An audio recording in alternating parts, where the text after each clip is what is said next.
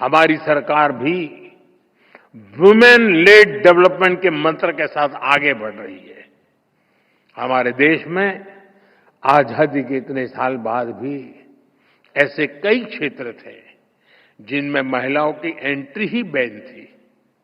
हमने इन प्रतिबंधों को हटाया, नए नए क्षेत्रों में महिलाओं को अधिकार मिले। आज स्पोर्ट्स से लेकर स्पेस तक हर फील्ड में बेटियां देश का नाम रोशन कर रही है। आज समाज का हर वर्ग, हर तबका एक आत्मविश्वास के साथ विकसित भारत के सपने को उसमें अपना योगदान दे रहा है। स्वच्छ भारत मिशन, पर्यावरण से जुड़े अभियान, अमृत सरोवर का निर्माण, मिलेट्स को लेकर जागरूकता जैसे अभियान, हम जन भागीदारी की भावना से आगे बढ़ रहे हैं। 140 करोड़ देशवासियों की ताकत से आगे बढ़ रहे हैं। साथियों, श्री नारायण गुरु कहते थे, विद्या कौन प्रबुद्धर आऊ का, संगठना कौन शक्तर आऊ का, प्रयत्नम कौन संपन्नार आऊ का। यानी enlightenment through education, strength through organisation, prosperity through industry. उन्होंने खुद भी इस विजन को साकार करने के लिए महत्वपूर्ण संस्थाओं की नींव रखी थी। शिवगिरी में ही गुरुजी ने शारदा मठ की स्थापना की थी। मां सरस्वती को समर्पित ये मठ, इसका संदेश है कि शिक्षा ही वंचितों के लिए उत्थान और मुक्ति का माध्यम बनेगी। मुझे खुशी है कि गुरुदेव के उन प्रयासों का आज भी लगातार विस्तार हो रहा है। देश के कितने ही शहरों में गुरुदेव सेंटर्स और श्री नारायण कल्चरल मिशन मानव हित में काम कर रहे हैं। साथियों, शिक्षा, संगठन और औद्योगिक प्रगति से समाज कल्याण के इस विजन की स्पष्ट छाप आज हम देश की नीतियों और निर्णयों में भी देख सकते हैं। हमने इनके दशक बाद, इतने दशक बाद देश में नई एजुकेशन पॉलिसी लागू की है।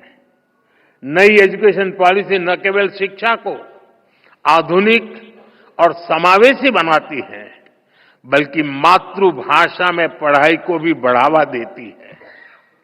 इसका सबसे बड़ा लाभ पिछड़े और वंचित तबके को ही हो रहा है।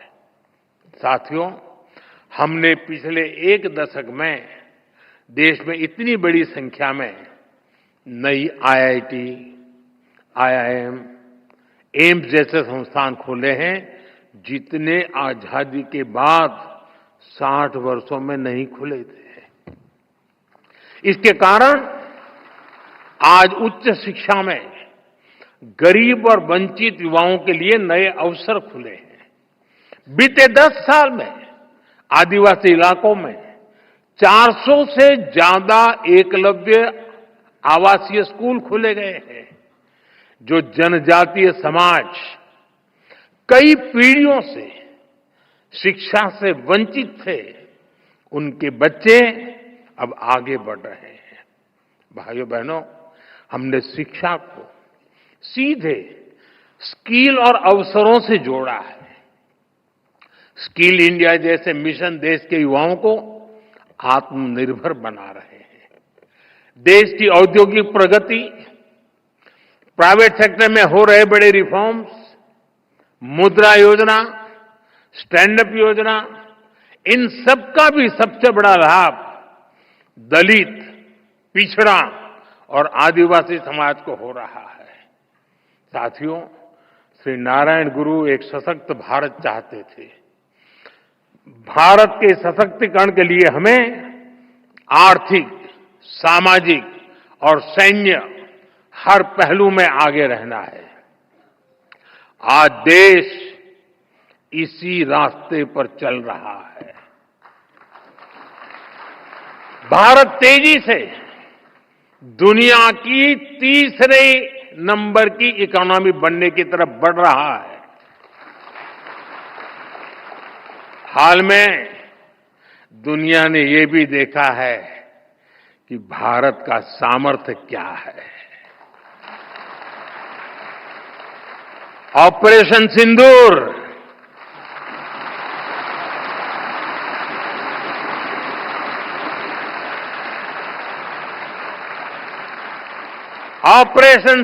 आतंकवाद के खिलाफ भारत की कठोर नीति को दुनिया के सामने एकदम स्पष्ट कर दिया है।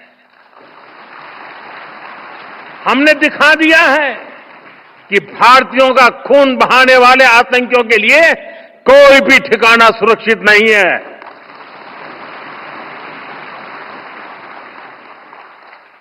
साथियों, आज का भारत देश हित में जो भी हो सकता है और जो भी सही है उसके हिसाब से कदम उठाता है। आज सैन्य जरूरतों के लिए भी भारत की विदेशों पर निर्भरता लगातार कम हो रही है। हम डिफेंस सेक्टर में आत्मनिर्भर हो रहे हैं और इसका प्रभाव हमने ऑपरेशन सिंदूर के दौरान भी देखा है।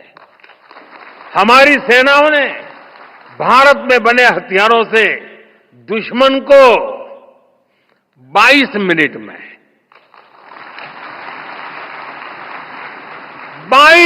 में घुटने टेकने के लिए मजबूर कर दिया। मुझे विश्वास है आने वाले समय में मेड इन इंडिया हथियारों का डंका पूरी दुनिया में बजेगा।